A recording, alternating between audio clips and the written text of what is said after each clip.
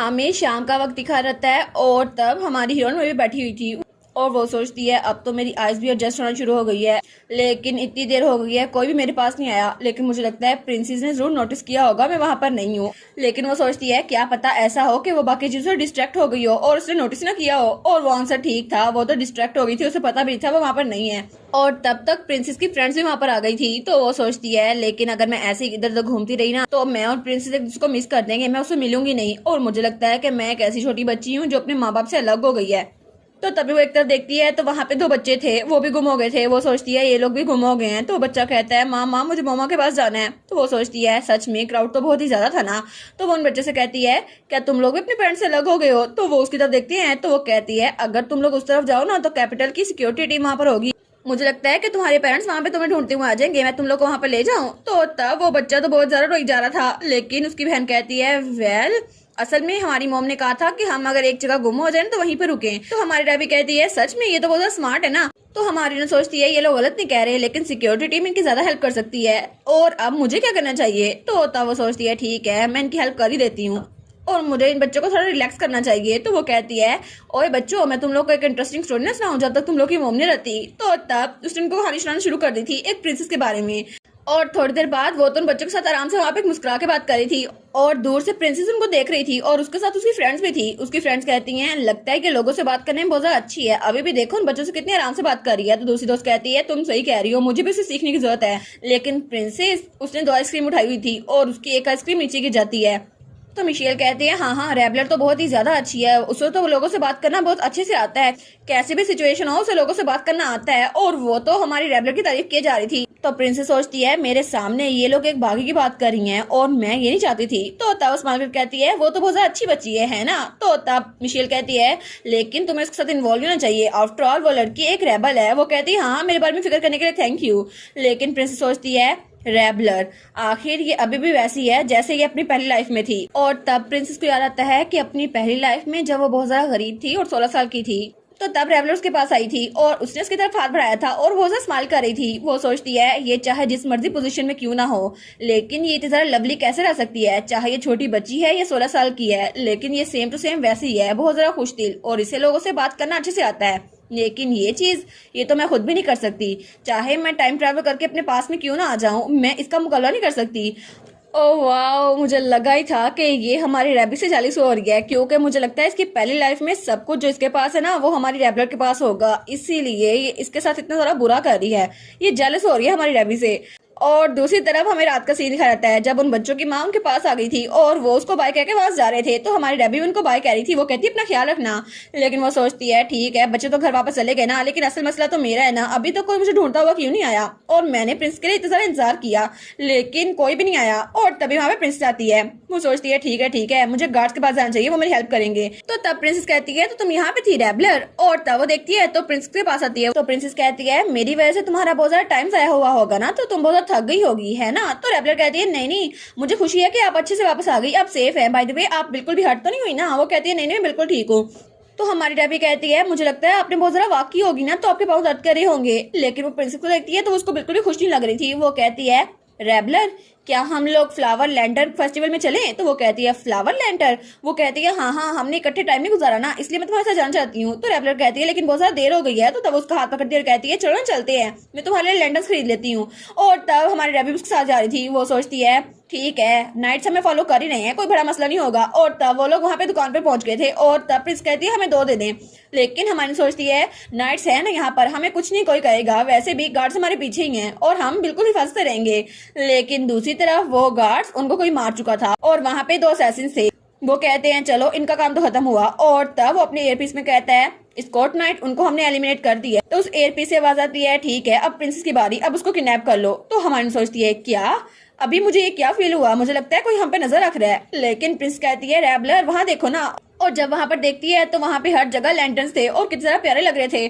तो वो कहती है ये कितनी ज्यादा खूबसूरत है ना। तो हमारी हीरोइन कहती है जी ये तो बहुत ज्यादा प्यारे हैं। तो तब हमारी रेबलर कहती है इनका कलर तो बिल्कुल प्रिंसेस की आइज की तरह है। तो प्रिंस कहती है अच्छा तुम तो बहुत ज्यादा काइंड हो। तो वो कहती है क्या क्या आपने कुछ कहा। वो कहती है नहीं मैंने कुछ नहीं कहा, मेरा कहने का मतलब है कि मैं तुम्हें बहुत ज्यादा लंबे अरसे से जानती हूँ। तो रेबलर कहती है क्या मतलब, आप मुझे जानती हैं, लेकिन कैसे? तो वो कहती है जब मैं महल में रहती हूँ ना तो मुझे बहुत सारी चीजें सुनने को मिलती हैं और मैंने सुना है कि रेबल बहुत ज्यादा स्मार्ट है और कुछ भी कर सकती है। तो वो सोचती है क्या आखिर मेन कैरेक्टर से ये बातें कौन कर रहा था, अब ये मेरे खिलाफ और जरा हो जाएगी, आखिर ये मेरा पीछा क्यों नहीं छोड़ती, इसको ऐसा क्यों लगता है मैं ज्यादा स्मार्ट हूँ, हालांकि मैंने इसके सामने कोई स्मार्टनेस नहीं दिखाई। तो तब प्रिंस मार्गरेट कहती है हर कोई यही कहता है, हर कोई तुम्हें पसंद करता है। तो वो कहती है अच्छा, लेकिन मुझे तो ऐसा नहीं लगता। तो प्रिंसेस कहती है हाँ बिल्कुल, और तब से लेकर अब तक तुम मेरी इंस्पिरेशन हो और मैं तुम्ही से इंस्पायर होकर ये सब कुछ कर रही हूँ। तो वो कहती है क्या?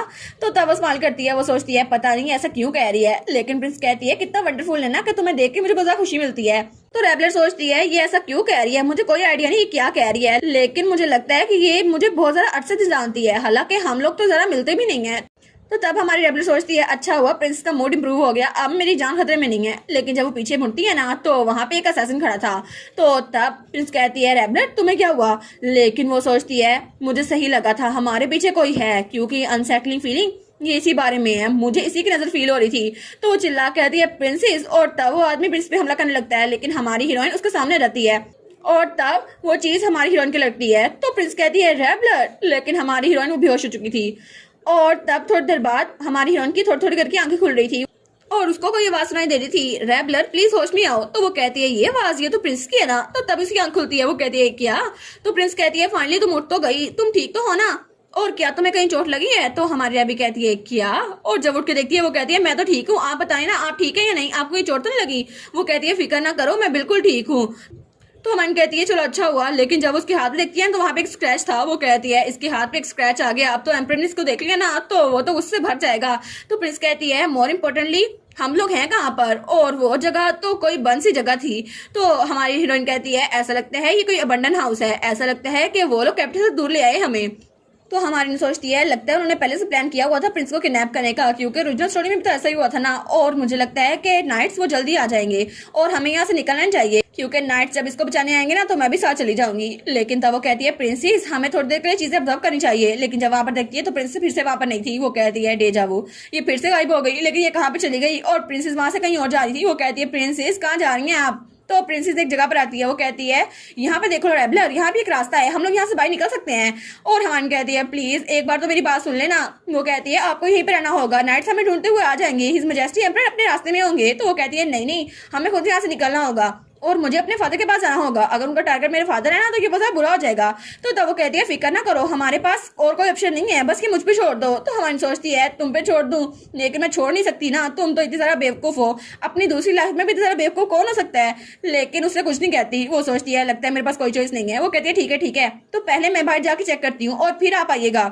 लेकिन प्रिंसेस पहली बार निकल चुकी थी। वो कहती है क्या तुमने कुछ कहा? तो हमारी सोचती है लगता है इसमें जीरो सेंस भी नहीं है, ये मेरी बात क्यों नहीं सुनती। लेकिन तब प्रिंसेस बाहर निकल गई थी और हमारी रैबी को बाहर निकल में हेल्प कर रही थी, और तब वहां पर कोई आ गया था। तो प्रिंस कहती है मैं तुम्हें कहा था ना इसको मुझ पे छोड़ दो। लेकिन तभी वहां पर जो कोई भी था वो कहता है आखिर ये दोनों लड़कियां बाहर निकलने की कोशिश क्यों कर रही हैं? तो वो दोनों कहती हैं क्या? तो वहां पे एक बहुत डरावना आदमी था, वो कहता है तुम लोग यहाँ से भाग सकती हो, तुम लोग को यही लगा था है ना। लेकिन वो दोनों तो बहुत ज्यादा डर गई थी और हमारी हीरोइन तो रोने वाली हो गई थी। वो सोचती है इसीलिए मैंने कहा था मुझे पहले चेक करने दो। लेकिन प्रिंस कहती है तुम्हें क्या लगता है ये सब कुछ करके तुम भाग सकते हो? ऐसा नहीं होने वाला। तो आदमी कहता है तुम्हें क्या लगता है कि तुम प्रिंसेस हो तो कहीं भाग सकती हो? जरा अपने आप को देखो सही, आराम से अंदर जाओ और वहीं पे बैठी रहो जब तक तुम्हारा फादर नहीं रहता। तो रेबलर सोचती है मुझे लगा ही था कि ये एंटी एम्पर फ्रैक्शन है और यही इसको किडनैप करने के लिए आए हैं। तो वो आदमी कहता है वैसे भी ये सब कुछ हम एम्पर की वजह से कर रहे हैं, अगर वो हमारे काबू में आ गया ना फिर हमें तुम्हारी जरूरत नहीं पड़ेगी। तो प्रिंस कहती है क्या तुमने अभी क्या कहा? तुम लोग मेरे फादर के साथ क्या करने वाले हो? तो वो आदमी कहता है क्या फर्क पड़ता है तुम्हें पता चले या फिर ना चले। तो प्रिंस कहती है मैं तुमसे पूछ रही हूँ एक सवाल मुझे जवाब दो। तो हमारी सोचती है इसको और प्रोवोक करिए वो हमें मार देगा। लेकिन तभी वो आदमी बड़ा गुस्से में रहता है, वो कहता है तुम लोग मेरी बात क्यों सुनते हैं, मैं बार बार अपने आप को रिपीट नहीं करूंगा। तो तब प्रिंस का हाथ पकड़ता है, वो कहता है मैं तुम्हें कहा ना अंदर जाके बैठो। तो प्रिंस कहती है मेरा हाथ छोड़ो। तो तभी रेबी उसका हाथ पकड़ लेती है, वो कहती है मैंने कहा ना उसका हाथ छोड़ दो। तो आदमी कहता है क्या अब तुम भी बोलोगी? वो कहती है मैंने कहा प्रिंसेस अलीना का हाथ छोड़ दो, तुम अपने हाथ उनसे दूर रखो। वो सोचती है अगर इसके हाथ में थोड़ा सा भी कोई जख्म आ गया ना तो एम्पर इसके लिए मुझे फ्रेम करेगा, ये सब मेरी वजह से हुआ है। तो तब प्रिंस कहती है रेबलर। तो वो आदमी कहता है तुम तो बहुत ही ज्यादा अनोइंग हो, तुम्हें तो मैं मार भी सकता हूँ क्योंकि तुम थोड़ी ना प्रिंसेस हो। और तब वो हमारी रेबी को पकड़ लेता है, वो कहता है ऐसा लगता है कि तुम मुझे अंडर एस्टिमेट करी हो। तो तब हमारी सोचती है ठीक है प्रिंसेस यहाँ से भाग जाओ और एम्पर को जाके पकड़ो, तुम यहाँ से भाग सकती हो। वो मेरे पीछे है। लेकिन प्रिंसेस को देखती है और वो नीचे से एक पत्थर उठाने लगती है। वो सोचती है कि यार ये पत्थर क्यों उठा रही है, लेकिन तभी वो कहती है कहीं ये मारने तो नहीं लगी उस आदमी को, तो वो कहती है मत मारना। लेकिन प्रिंसेस वो पत्थर उठा के मारती है तो वो गलती से हमारी हीरोइन के लग जाता है। वो कहती है इतना कच्चा निशाना था इस लड़की का, लेकिन तब वो तो नीचे गिर गई थी। तो वो आदमी कहता है क्या तुमने मेरा काम आसान कर दिया। लेकिन हमारी हीरोइन सोचती है आखिर यह हो क्या रहा है, आखिर इस फीमेल लीड के पास दिमाग क्यों नहीं है, ये मुझे क्यों मारी जा रही है। और वो दिल में सोचती है प्लीज एक बार तो मेरी बात सुन लिया करो। और तब उसका सर बहुत ज्यादा दर्द कर रहा था तो प्रिंस कहती है रेड ब्लड प्लीज होश में आ जाओ। और तब जब थोड़ी देर बाद हमारी हीरोइन को थोड़ा थोड़ा होश आ रहा था तो उसको किसी के कदमों की आवाज सुनाई देती है। तो तभी कोई कहता है हमें वो मिल गई, हमें प्रिंसेस मिल गई एम्परर। तो वो सोचती है क्या, और तब उसका तो मुंह बंद था और उसके हाथ बंधे हुए थे। और ये वही सीन था जो हमें कहानी के शुरू में दिखाया गया है।